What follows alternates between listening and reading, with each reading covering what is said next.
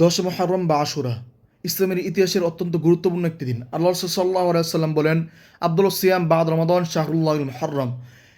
রমজানের পর সর্বোত্তম রোজা হলো আল্লাহ তাআলার মাস মুহররম মাসের রোজা।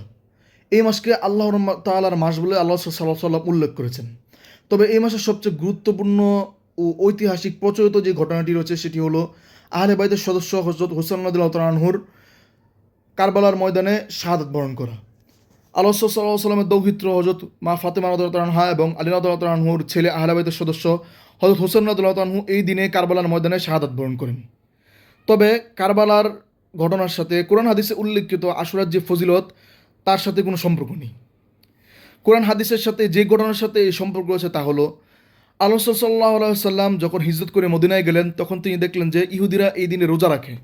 তখন আল্লাহ সাল্লাল্লাহু আলাইহি ওয়াসাল্লাম জিজ্ঞেস করলেন তারা এই দিনে কিসের রোজা রাখে। তখন তাদেরকে বলা হলো যে এই দিনে আল্লাহ তাআলা নবী হযরত মুসা আলাইহিস সালামকে আল্লাহ তাআলা অত্যাচারী বাদশা ফেরাউন থেকে রক্ষা করেছেন এবং তাকে ডুবিয়ে মেরেছেন। তখন আল্লাহ সাল্লাল্লাহু আলাইহি সাল্লাম বললেন, তাহলে তো তাদের থেকে আমরা বেশি হকদার এই দিনে রোজা রাখার, সুতরাং তোমরা এই দিনে রোজা রাখো। এই হলো ঘটনা, যে ঘটনার পরিপ্রেক্ষিতে আশুরার ফজিলত এবং আশুরার রোজা আমরা রেখে থাকি। আশুরা সম্পর্কে কিছু মিথ, কিছু প্রচলিত ঘটনা যেগুলোর সাথে কোরআন হাদিসের কোনো সম্পর্ক নেই। যেমন আল্লাহ তাআলা এই দিনে হযরত আদম আলাইহিস সালামের তওবা কবুল করেন। হযরত নূহ আলাইহিস সালামের নৌকা জুদি পাহাড়ে এই দিনে গিয়ে ঠেকেন। হযরত সুলাইমান আলাইহিস সালাম এই দিনে রাজত্ব লাভ করেন।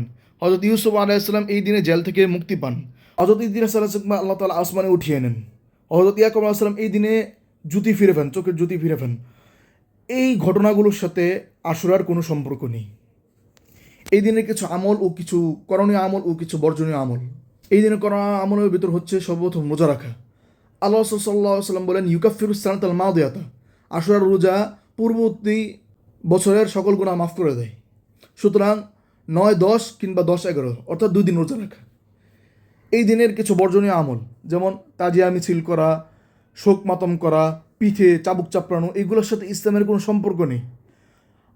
হুসাইন রাদিয়াল্লাহু তাআলা আনহু একজন জলিল কদর সাহাবী ছিলেন এবং আহলে বাইতের অংশ ছিলেন। ওনার শোকে আমরাও শোকাহিত, কিন্তু এই জন্য চাবুক মারা অথবা তাজিয়া মিছিল করা এগুলো ইসলাম সমর্থন করে না। বরং আমরা রোজা রেখে হযরত হুসাইন রাদিয়াল্লাহু তাআলা আনহুর জন্য আমরা দোয়া করতে পারি এবং তার মতন যাতে করে আমরা আমাদের জীবন পরিচালনা করতে পারি সেজন্য আল্লাহ তাআলার কাছে দোয়া করতে পারি।